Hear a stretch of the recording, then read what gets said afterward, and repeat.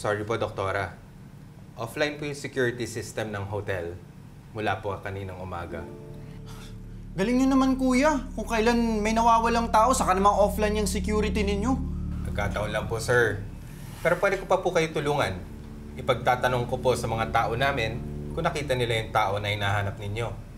Baka pwede pong makita po namin yung CCTV footage po ng labas ng hotel. Kasi gusto lang po namin makita kung saan po napunta yung lolo ko eh. Baka po kasi mamaya sumakay po siya ng taxi or may sumundog po sa kanya. Pasensya na po talaga, Doktora. Wala po talaga ako may papakitang footage para sa inyo.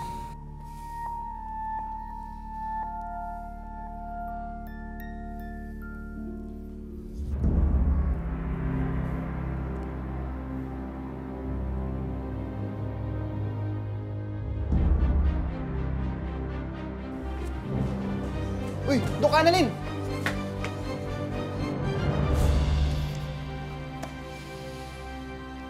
Oh, ang bango ah. Amoy pa lang, ulam na. Mahal! Mahal! Hi, Doc. Oh, Katie. Napaga ka yata. Carlos. Tinulungan kasi ako ni Katie na magluto. Kasi hindi ko kakayanin kung mag-isa lang ako. Kaya, ayun, tinulungan niya ako.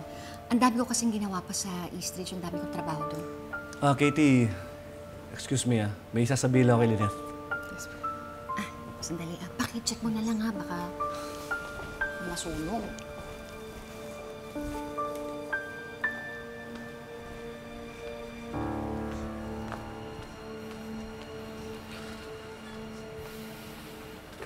Ano yan, Carlos? Bakit hindi mo pinaalam sa akin na sinama mo si Katie sa bahay? Tinulungan lang naman niya ako magluto.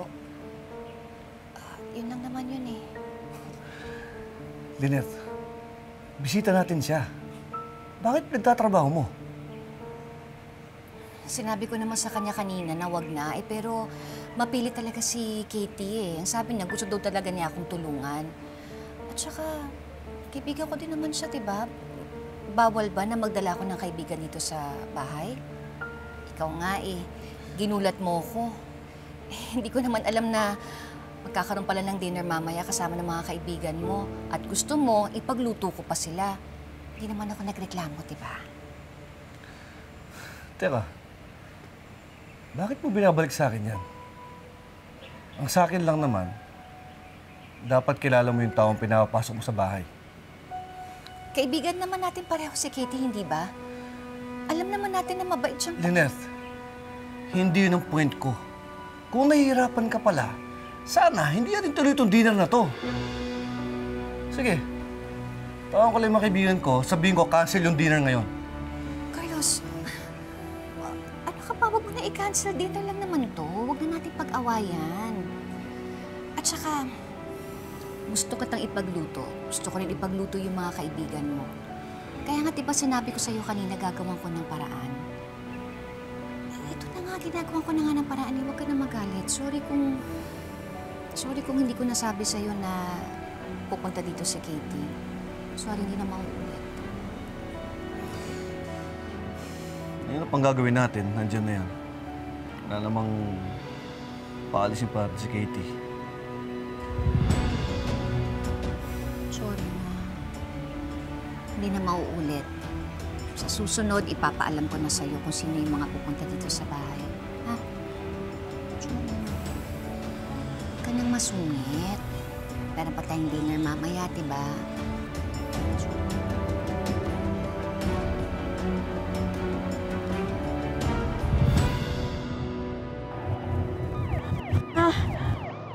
Kailangan mo tumabi! Ano ba, Mami? Tumabi ka na ngayon na!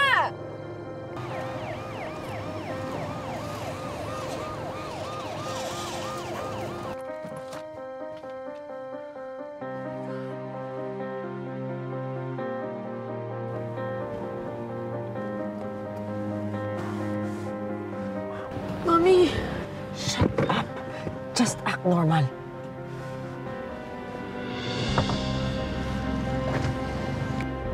Ma'am, Sir, Chief, pasensya na po.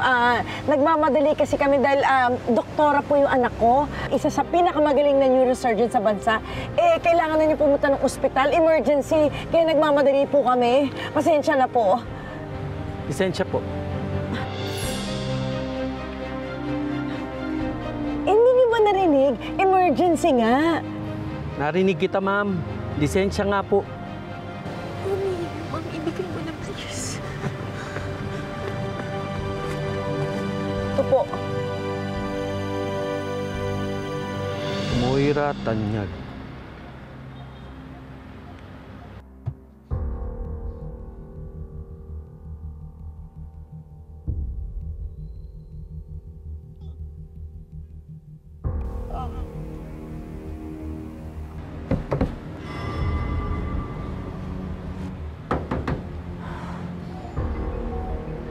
Ma'am, anong meron sa trunk nyo?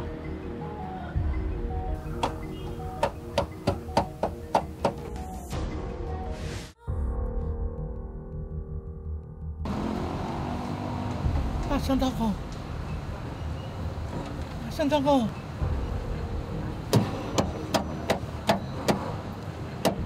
Tulong!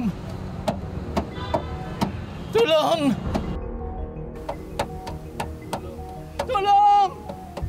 Palabasin niyo ako dito! Tulong! Tulong!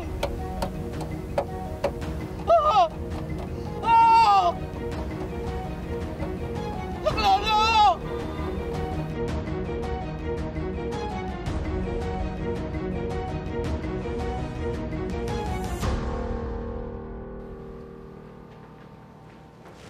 Sir, excuse me po. Sir, kilala ko po kayo Kayo po yung sa police station na pinagtanungan namin tungkol sa CCTV. Sa pagka-disgrasya ni Dr. Tanyag. Siya yun, Dok. Siya yun? Oo. So kayo po yung nagsabi na wala sa inyo yung CCTV footage. Pero alam niyong nasa kapatid kong si Zoe. Tama po ba? Anong pinupunto niyong dalawa? May problema ba kayo sa akin? Tulungan niyo ako! Tulungan niyo ako!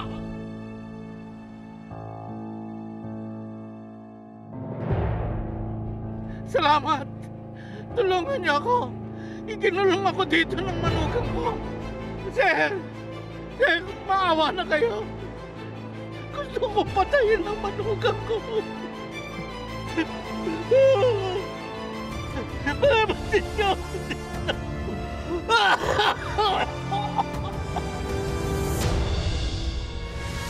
Ba't ganyan ang suot mo? Bakit kita balikan? Masyadong revealing. Dapat maayos ang suot mo. Nakakaya sa kanila. Carlos, Pwede ba, Lynette? Sumunod ka sa sinasabi ko. 2 oras na po kasi simula po nung sinabi po ni Lolo magkita po kami dito pero wala pa rin po siya. Nawawala po yata si Lolo. Nawawala daw ang papa. Zoe, na-miss niya yung flight niya papuntang US. So? Saan ka ba galing? Kakadating mo lang ng Apex? Hindi!